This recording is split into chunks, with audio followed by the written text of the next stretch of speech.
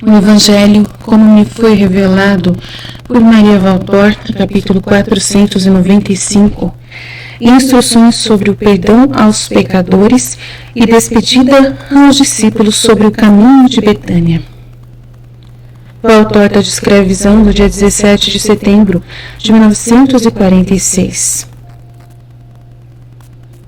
Jesus alcançou os 12 apóstolos e os principais discípulos nas faldas do Monte das Oliveiras, perto da fonte de Siloã, quando eles veem que vem chegando a passos apressados. Jesus, entre Pedro e João, vão ao encontro deles, e é justamente perto da fonte que vão reunir-se. Vamos subir pela estrada de Betânia. Vou deixar a cidade por algum tempo. Enquanto vamos andando, eu vos direi o que tereis que fazer, diz Jesus.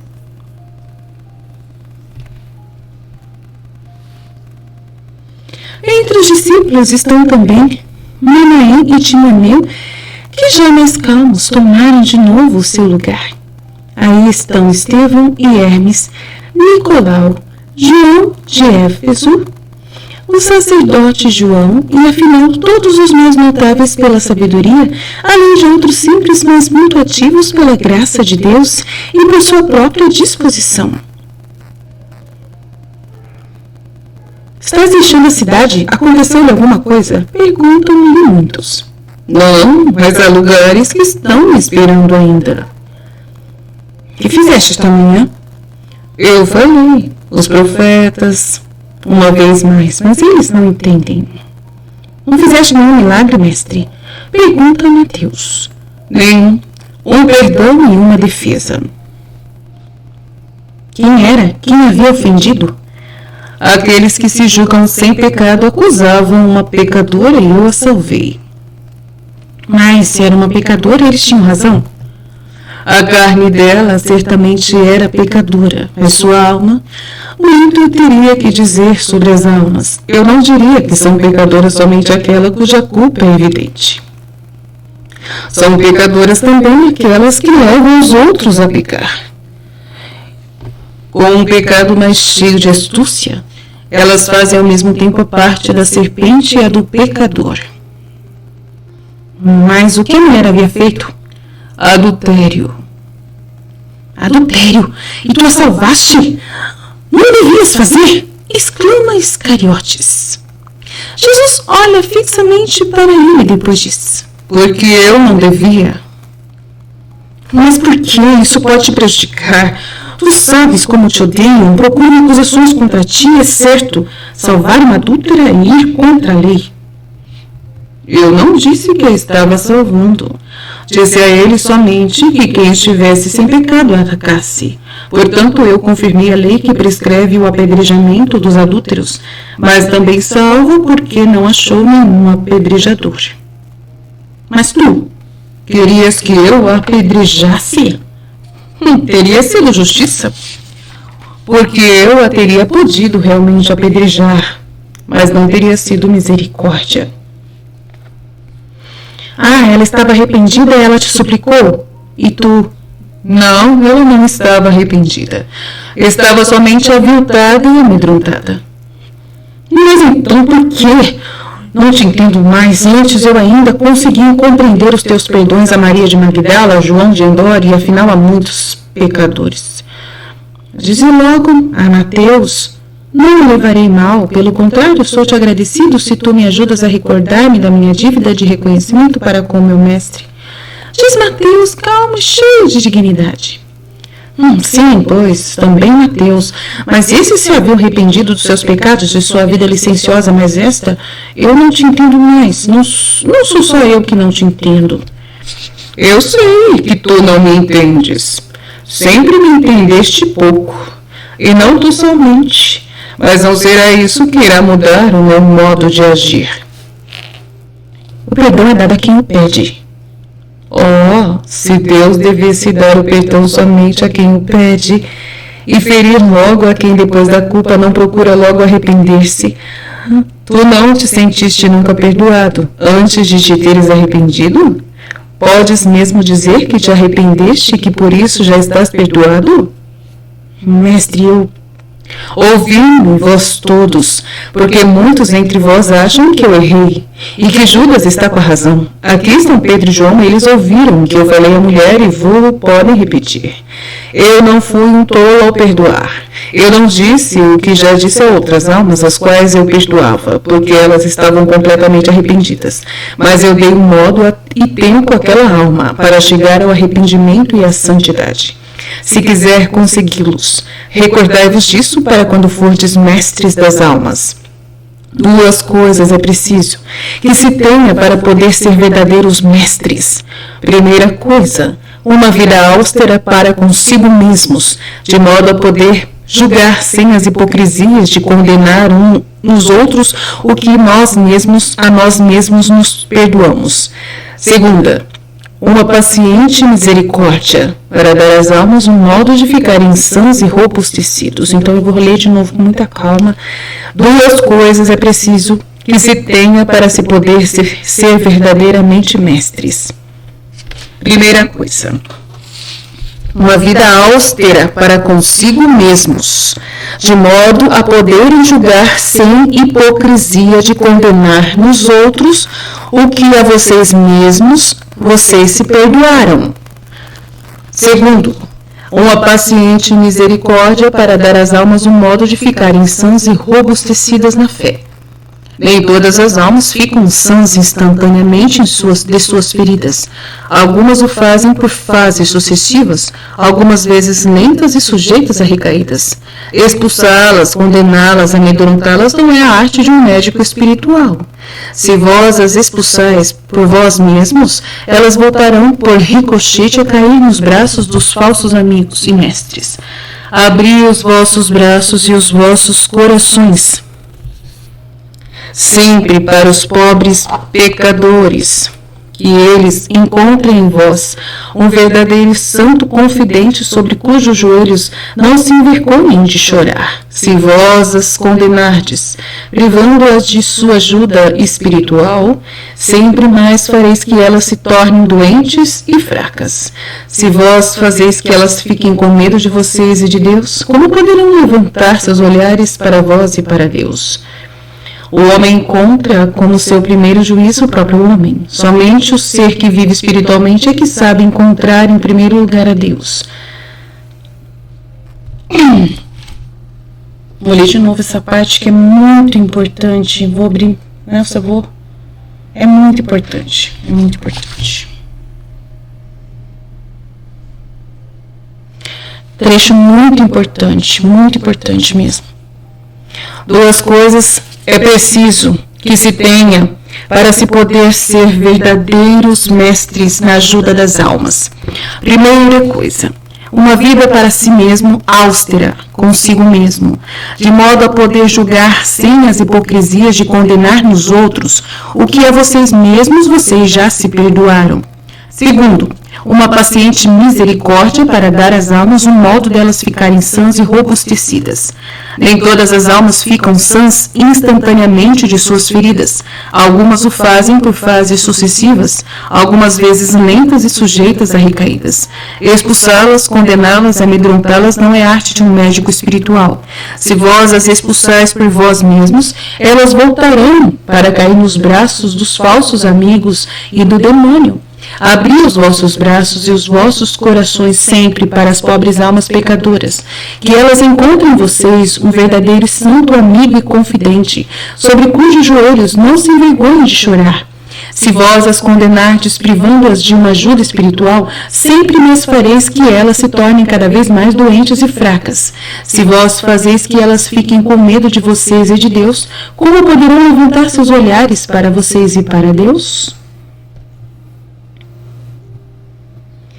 O homem encontra como seu primeiro juízo o homem. Somente o ser que vive espiritualmente é que sabe encontrar em primeiro lugar a Deus.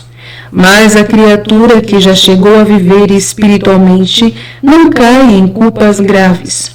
Sua parte humana pode ainda ter fraquezas, mas seu espírito sempre é forte e vela, se ela é uma criatura que chegou a viver espiritualmente, colocando Deus em primeiro lugar. Enquanto que aquele que é carne, homem apenas, é sempre muito carne e depende de convívio humano. Sempre. E é carne e sangue, peca e encontra somente o homem. Mas se o homem, que o deve levar a Deus e formar seu espírito, lhe incutir medo, como é que o culpado pode ter confiança e nele se abandonar? Como poderá dizer, eu me humilho, porque creio que Deus é bom e perdoa, se vê que o seu semelhante homem não é bom? Então, vou ler de novo essa parte. O homem encontra como seu primeiro juiz o homem. Somente o ser que vive espiritualmente é que sabe encontrar em primeiro lugar a Deus, né? Sem ficar atrás de homens. Mas a criatura que já chegou a viver espiritualmente não cai em culpas graves nesse caso. A pessoa se apega mais a Deus, ela está sempre firme com Deus. É Deus quem é sua confiança, o seu apoio constantemente. Nunca se sente mal, sozinho, triste, porque tem Deus para encontrar, né, a sua força e tal. E essa pessoa nunca cai em culpas graves. Agora, a pessoa que é humana demais, né, é muito perigoso, né? Essa pessoa, ela tem uma parte humana, essa espiritual, ela tem uma parte humana e ela ainda pode ter fraquezas, mas seu espírito sempre é forte e vela, e suas fraquezas não se transformam em culpas graves e nem doenças, né? Enquanto que a pessoa que é pura carne, que é ainda muito carne e sangue, peca e encontra o homem. Mas se o ser humano, que ela vai buscar ajuda, né, que o deve levar a Deus e formar seu espírito, lhe incutir, ao contrário, medo, como é que o culpado pode ter confiança nele se abandonar? Como poderá dizer, eu me humilho, porque creio que Deus é bom e perdoa, se vê que o seu semelhante não é bom com ele? Vós deveis ser um termo de comparação para os outros. Vós deveis ser um termo de comparação, na medida daquilo que é Deus, assim como uma pequena moeda é uma parte que nos ajuda a compreender o valor que a tem um talento. Mas se vós sois cruéis com as almas, vós pequenas moedas que sois uma pequena parte do infinito, e o representais, como crerão então eles que seja Deus? Que dureza intransigente pensarão que haja nele? Então olha que importante também, né? Vós deveis ser um termo de comparação, né, entre Deus, né, e o ser humano. Quando Deus olhar para você, ele tem que ver uma imagem de uma pessoa. Quando as pessoas olhar para você, ela tem que ver a imagem de como poderia ser Deus se você for uma pessoa mansa, humilde, né, bondosa, que ama, que perdoa. Essa pessoa também vai acreditar que Deus é bom, bondoso, perdoa, né, justo. Então isso é importante, você tem que ser um termo de comparação na Terra, né? um outro Deus, né? Um pequeno Deus para ajudar as outras pessoas a conhecer Deus, na medida daquilo que é Deus. Assim como uma pequena moeda é uma parte que nos ajuda a compreender o valor que a tem um talento. Mas se vós sois cruéis com as almas, vós pequenas moedas que sois uma pequena parte do infinito, e o representais, como crerão então neles que seja Deus? Que dureza intransigente pensarão que haja nele? Judas, tu que julgas com severidade, se neste momento eu te dissesse, eu vou denunciar-te ao Sinédrio pela prática da magia. Senhor, não farás isto. Seria, tu sabes o que é. Sei, não sei. Mas tu estás vendo como logo invocas piedade para você mesmo? E tu sabes que não serias condenado por eles porque... Que queres dizer, mestre? Por que dizes isto? Diz muito agitado Judas, interrompendo a Jesus. Jesus muito calmo, mas com um olhar que atravessa o coração de Judas e ao mesmo tempo freia o seu perturbado apóstolo, sobre o qual convergem os olhares dos outros 11 apóstolos e os de muitos discípulos, disse: porque eles te amam, tem bons amigos lá dentro, tu já disseste isso muitas vezes. Judas dá um suspiro de alívio e enxuga um suor estranho num dia frio e ventoso como aquele, diz: é verdade, velhos amigos, mas eu creio que se eu pecasse E pedes piedade por isso? Certamente eu sou ainda imperfeito e quero tornar-me perfeito. Tu disseste, também aquela criatura é muito imperfeita. Eu lhe dei tempo para que ela se torne perfeita se ela quiser. Judas então não lhe implica mais nada. Eles já estão na estrada de Betânia, já longe de Jerusalém. Jesus para e diz: Vós destes aos pobres o que eu vos havia mandado dar? Fizeste tudo o que eu vos disse? Sim, mestre, tudo, dizem os apóstolos e discípulos. Então escutai. Jesus fala igualzinho eu, prestem atenção, igualzinho eu falo nas aulas. Então escutai. Agora eu vos abençoarei e me despedirei de vocês. Vós vos espalhareis como sempre pela Palestina e vos reunirei de novo aqui pela Páscoa. Não faltes naquela ocasião, e nesses meses fortalecei o vosso coração e o coração de quem crê em mim. Sede sempre mais justos, desinteressados, pacientes. Sede sempre aquilo que eu vos ensinei a ser. Girai pelas cidades, povoados, casas solitárias. Não imiteis ninguém, suportai tudo. Não é ao vosso eu que vós servis. Aqui é essa parte que eu falo bastante, né, sobre a vida na divina vontade, eu falo muito nas aulas. Não é o vosso eu que vós servis, assim como eu não sirvo ao eu de Jesus de Nazaré, mas sirvo ao meu Pai. Vós também servi ao vosso Pai, por isso, somente os interesses do Pai, e não os vossos interesses, é que devem ser sagrados para vocês, ainda que possam causar dor ou lesão aos vossos interesses humanos pessoais.